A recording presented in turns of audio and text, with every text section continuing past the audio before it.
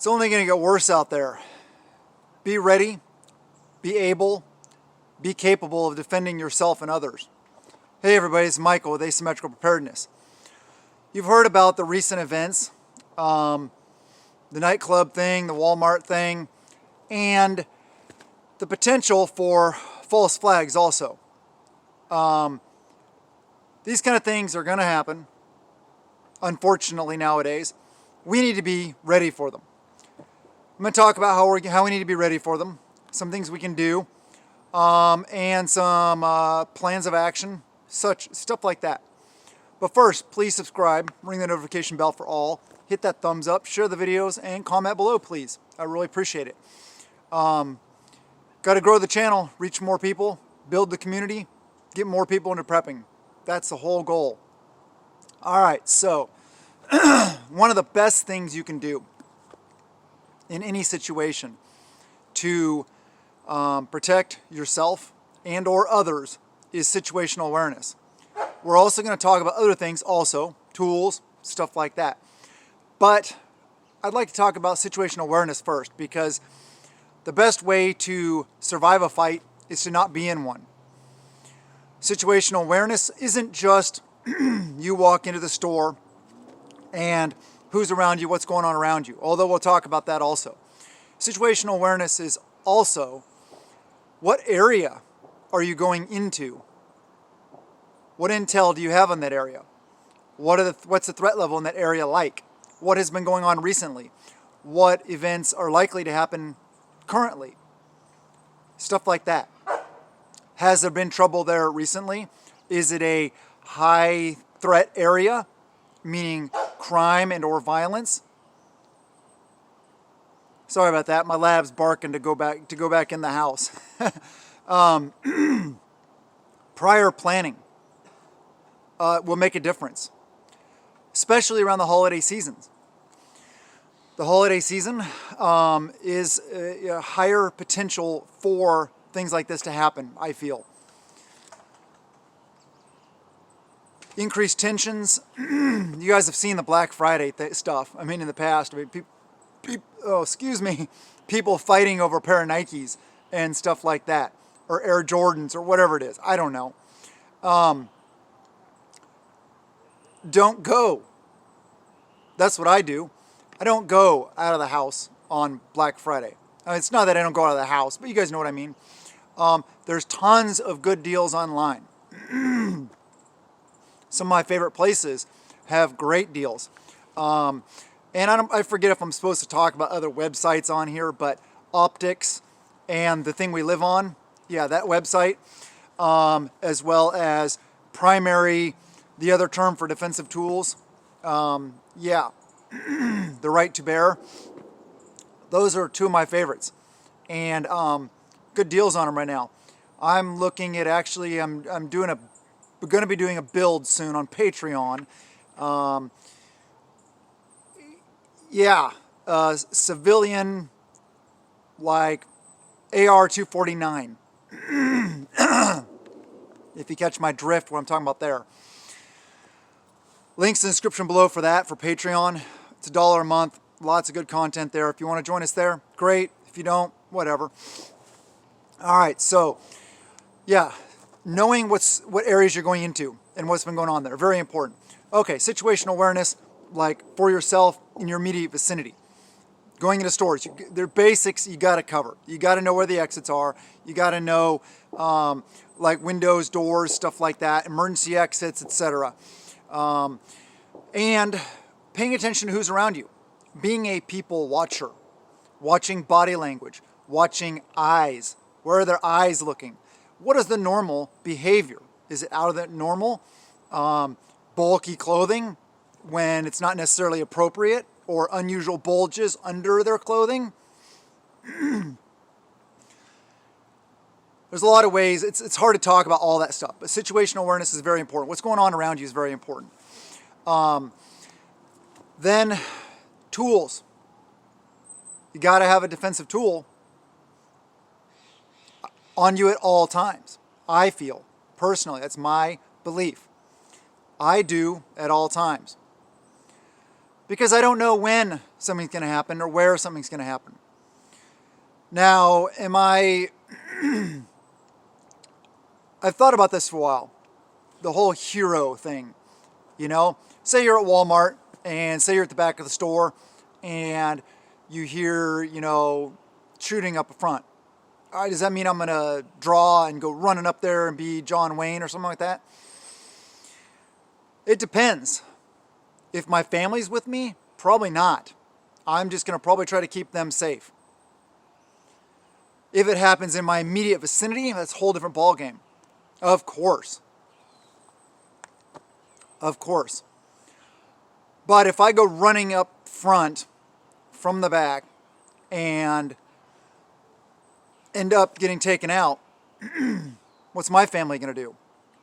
Now, it's not meaning I'm going to shy away from a fight. It's situationally dependent. I guess it's just a situation I would have to make right then and there. I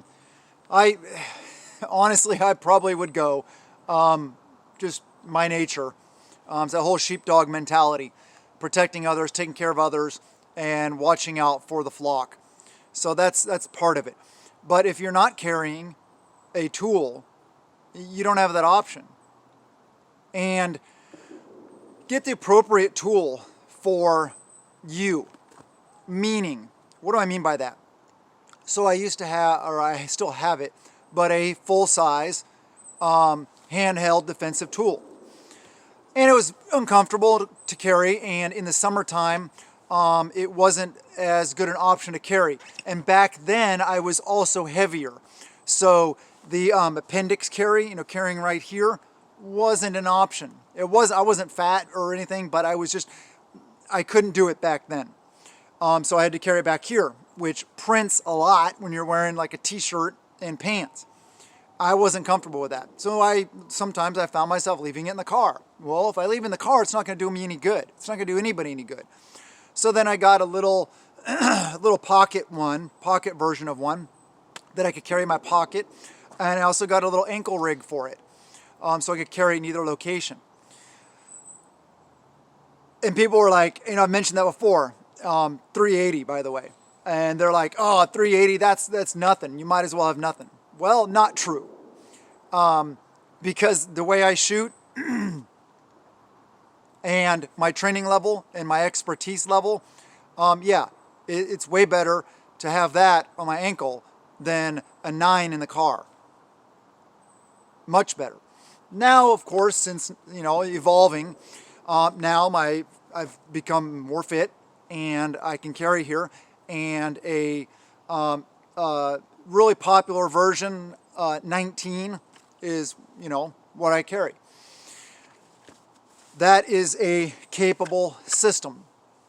I have 16 initial with a 15 backup. You guys know what I'm talking about. That's 31 opportunities to protect and to save. That's important to me. I have a feeling that violence in public areas like grocery stores, gas stations, stuff like that is going to increase. Why do I feel it's going to increase? Because the holidays are always a time for tension. Also, it's supposed to be a time for reflecting, loving, family, stuff like that. But people go crazy. And it's very depressing for some people, very difficult for some people, as well as all the increased prices, all the shortages, all the world events, domestic and foreign events going on, as well as the agenda of division that is just worsening every day, trying to divide us so that we are distracted and can't stand up to what's really going on. So I foresee much more violence in the near future and long term. If we enter into a total collapse type situation or SHTF situation, whatever, we've seen that also. Look at Hurricane Katrina and all the stuff that went on there, all the violence and stuff. Yeah, all the bad people doing bad things. Maybe some of them were good people doing bad things. I don't know. But when people are in situations where their stress is increased, and their anger is increased, their tempers are shorter, etc., then more things like this happen. So look for it and be aware of it. Always carry, always be situationally aware. That's very important. All right, I got to cut this video. Oh, actually, before I do, I got a comment on a video yesterday. Oh, the only reason he's concerned about reaching the 10-minute mark is for making money. No, bull BS, total BS. I am limited in my rural high-speed internet. If I make videos longer than say 15 minutes, they take a very long, I'm talking 10 plus hours to upload. I know, it's stupid, it's ludicrous. In 2022, that's the case, but it is. It's part of the cost of living rural. And it is also due to the fact monetization, but not in the way that some people think. Some people just want to hate, they just want to be trolls, I get it. But if it doesn't reach the 10-minute mark, they don't make it visible to people. They don't show it in people's feeds, stuff like that. So then I can't reach people. I can't empower people. I can't teach people about preparedness. I can't be part of the solution of building more assets instead of the liabilities out there. More people in preparedness is a good thing. So it's actually threefold, I guess. It is my upload speed. It is monetization because, hey, I got a family to feed just like everybody else is. And for me, there's nothing wrong with free market capitalism, right? I'm here doing what I need to do for you guys. Why shouldn't I get something out of it? And number three is that it won't reach the audience, the same number of people, if it's less than 10 minutes versus more than 10 minutes. So I just wanted to make that clear to all those haters out there. But the haters won't be at this point in the video anyway. They will have left a long time ago. I love you guys. Have a wonderful day. And blessings to you and yours.